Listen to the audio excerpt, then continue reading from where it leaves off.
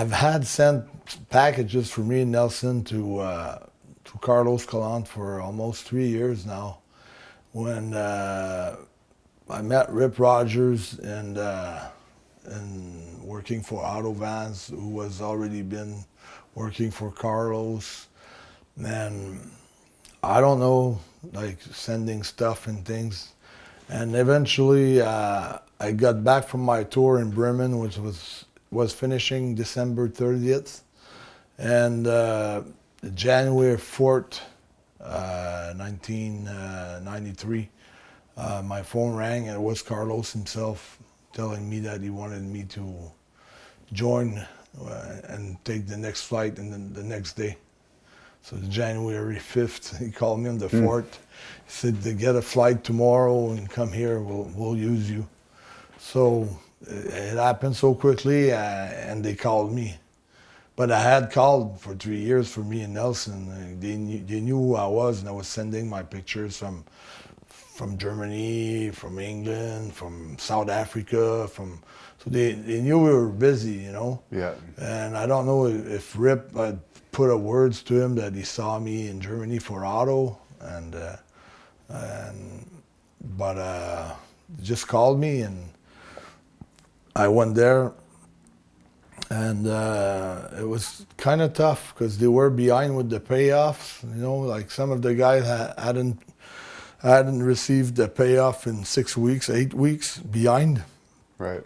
So when I first got there, I got paid every week, and then eventually they stopped paying me Which is like the common. others. So me, I didn't do like the others. You know, I just I took the flight the next day. I didn't tell anyone, and I left. I came back to Montreal. 2-3 days after, Carlos called me back because I was in the middle of a program with Invader, Jose Gonzalez, the guy who stabbed Bruiser Brody. Yeah. So I was working a program with him when I left. So Carlos called me. I said, Carlos, I said, I can't live, you know, without money. I have to eat, I have to train, I need my payoff every week. And now I'm like 4 weeks behind, so I need you to pay for my plane tickets, and I need you to, as soon as I get there, get my 4 weeks that you owe me. And it was a little bit scary when you know what happened to Brody.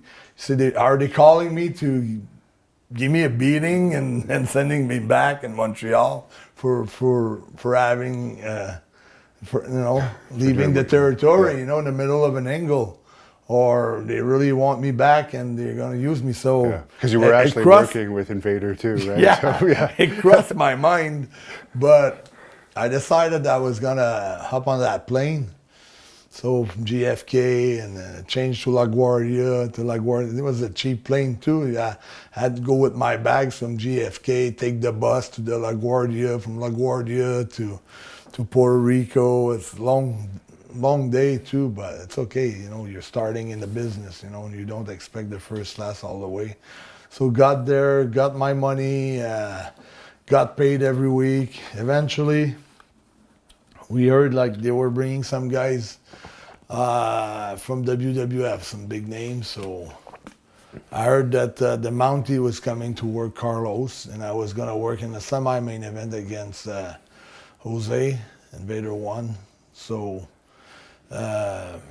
Jacques came in for maybe a week, so he was presenting himself in Spanish because he speaks Spanish a bit because his mother used to go 6 months a year in Mexico. So he goes in Spanish to all the Puerto Rican wrestlers and the English wrestlers, introduced himself in English, and he came up to me and I said, "Hey Jacques, comment ça va?" So in French. So he got really surprised that I was there, and he never heard of me. He didn't know I was existing. So kind of started watching my match and things like that. And he asked me if I had a tape. So I had put a tape of me and Nelson, a different tag team match, a 8-minute tape. So showed him the tape. And Showed him some of, we had some highlights, Nelson highlights move, my highlights move, and things like that. So showed him some of my highlights move and things like that. So got really impressed with that, and asked me if I wanted to go to the WWF. After a week or 2 weeks, I think he came once or twice, pretty close, and the trips were close. He took a year off from WWF for his son, JJ, who was 5 years old. He wanted to be there for his birthday and spend some time with his family and things like that. So I was after the Mountie, right? He'd already done the Mountie. Yeah.